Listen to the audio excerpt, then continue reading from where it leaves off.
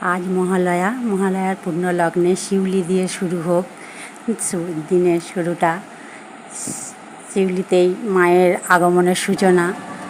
আজ ভোরে গঙ্গা স্নান করতে যাইনি, শরীর ভালো না, ভোরবেলায় যেতে দেয়নি ভিড়ের জন্য। তাই বললো কাজ সেরে রান্না করে টোরে নিয়ে দুপুরবেলা অল্প ভিড় থাকবে তখন যাবে। সেই মতোই কাজ, নিজেও যাইনি, আমাকেও নিয়ে যায়নি, তাই একাই দুপুরবেলা টোটো চেপে বেরিয়ে পড়লাম। অনেকটাই চলে এসেছি। এইখানে ডাকাতে কালী মায়ের মন্দির, এটা আমাদের। এই যে জয় মা, সবার মঙ্গল করো। আর এর সামনেই আমাদের ব্রিজ রয়েছে, আসাম রোডের ব্রিজটা। আর করিনি। এবার আমি গঙ্গার ঘাটে পৌঁছে গেছি। বালির ঘাটে গিয়েছিলাম, কিন্তু সেখানটা খুব ভিড়।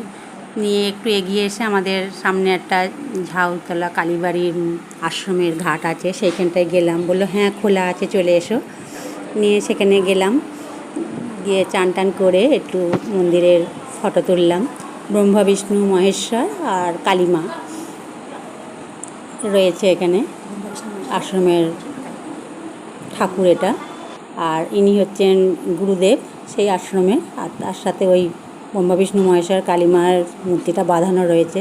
তারই অপোজিটে রয়েছে আমার মহাদেবের মূর্তিটা আলাদা একটা ঘরে মন্দিরের মতো করা আছে।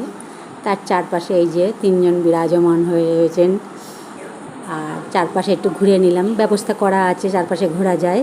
সে ঘুরে নিয়ে আমি নমস্কার করে বেরিয়ে এলাম। এই যে আমাদের আশ্রম আর মন্দির একসাথে।